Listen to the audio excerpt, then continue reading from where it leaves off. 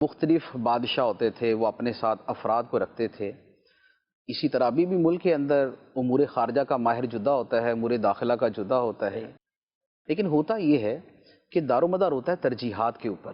ایک شے اگر آپ کی ترجیح کے اندر ہی نہیں ہے تو آپ اس کے لیے بندہ بھی نہیں رکھیں گے، اور اگر ایک شے آپ کی ترجیح ہے تو آپ اس کے لیے بندہ رکھ لیں گے۔ ایک آدمی کو سیکورٹی کی حاجت ہے تو وہ سیکورٹی گارڈ بھی رکھ لے گا، صحیح۔ ایک آدمی کو ضرورت ہی نہیں ہے سیکورٹی گارڈ کی تو وہ نہیں رکھے گا۔ کیوں؟ اس لیے کہ اس کی نظر کے اندر سیکورٹی کا مسئلہ ہی نہیں ہے۔ ٹھیک ہے۔ جس چیز کو آپ پریفر کر رہے ہوتے ہیں، کو پرائرٹی دیتے ہیں، آپ اس کی طرف توجہ بھی دیتے ہیں اور اس کے لیے اقدامات بھی کرتے ہیں۔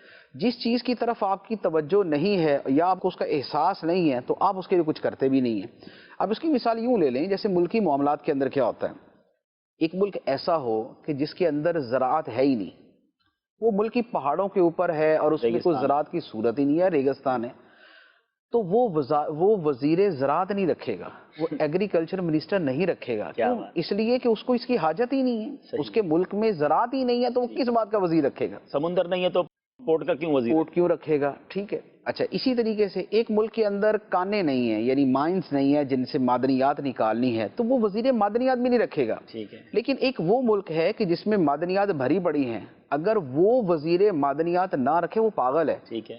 کیوں؟ اس لیے کہ بھائی اتنا بڑا معاملہ، اتنا بڑا ایشو ملک کا مدار ہے، وہ کون دیکھے گا اس کے اوپر؟ اچھا، یہی بات ایک آدمی کی زندگی کے اوپر اپلائی ہوتی ہے۔ اگر کسی آدمی کی زندگی میں دین ہے تو پھر اس کے لیے علماء کی اہمیت بھی ہوگی، اس کے لیے علماء کی قدر بھی ہوگی اور وہ اس کی طرف رجوع بھی کرے گا۔ لیکن جس نے اپنی زندگی سے دین کو نکال دیا تو اس کو کیا ضرورت ہے؟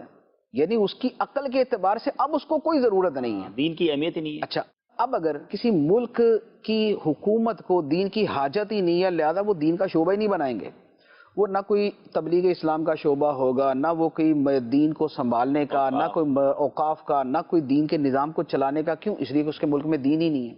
لیکن سوال یہ ہے کہ بحیثیت مسلمان، کیا مسلمان کے لیے یہ ممکن ہے کہ اس کی زندگی میں دین نہ ہو، اللہ اکبر، اس کی زندگی میں اسلام نہ ہو؟ یہ ہو نہیں سکتا۔ ایک بندہ مومن ہے اور اس کی زندگی میں ایمان کی اہمیت نہ ہو، ایک بندہ مسلمان ہے اور اس کی زندگی میں اسلام کی اہمیت نہ ہو، اسلامی احکام کی اہمیت نہ ہو، یہ پاسبل نہیں ہے۔ اس لیے جب مسلمان ہے، مومن ہے، تو پھر اس کے لیے فرسٹ پرائرٹی اس کا دین و ایمان ہوگا۔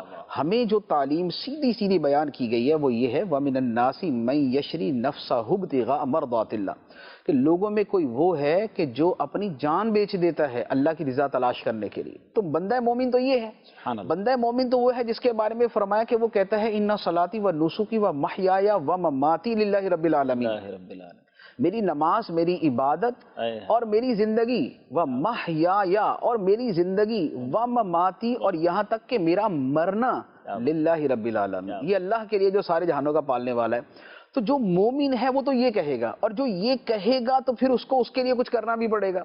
جب زندگی اللہ کے لیے ہے تو کیسی زندگی اللہ کے لیے ہوگی؟ کیا ڈکیتی کی، کیا چوری کی، کیا شراب کی، کیا بدکاری کی، کیا فلمیں دیکھنے کی، کیا ڈرامے دیکھنے کی، کیا آوارہ گردی کی، کیا بیہودہ بکنے کی، کیا جو ہے وہ نشہ کرنے کی، کیا چوری کرنے کی، کیا کرپشن کرنے والی زندگی اللہ کے لیے ہوگی؟ نہیں۔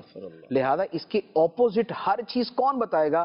وہ آپ کو آپ کا دین، آپ کا اسلام، آپ کا مذہب آپ کو بتائے گا۔ وہ بتائے گا چوری حرام ہے، وہ کہے گا ڈکیتی حرام ہے، وہ کہے گا شراب حرام ہے، وہ بتائے گا جو ہے وہ بدکاری حرام ہے۔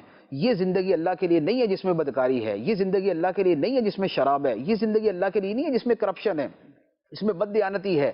اللہ کے لیے وہ زندگی ہے کہ جس میں بندے کی تنہائی بھی اللہ کے لیے ہے اور اس کی محفل بھی اللہ کے لیے ہے، اس کی خلوت بھی اللہ کے لیے، اس کی جلوت بھی اللہ کے لیے، اس کی عبادات بھی اللہ کے لیے ہیں، اس کا کاروبار بھی اللہ کے لیے ہے، اس کی نوکری بھی اللہ کے لیے ہے، اس کا بیوی بچوں کے ساتھ اپنی زندگی گزارنا بھی اللہ کے لیے۔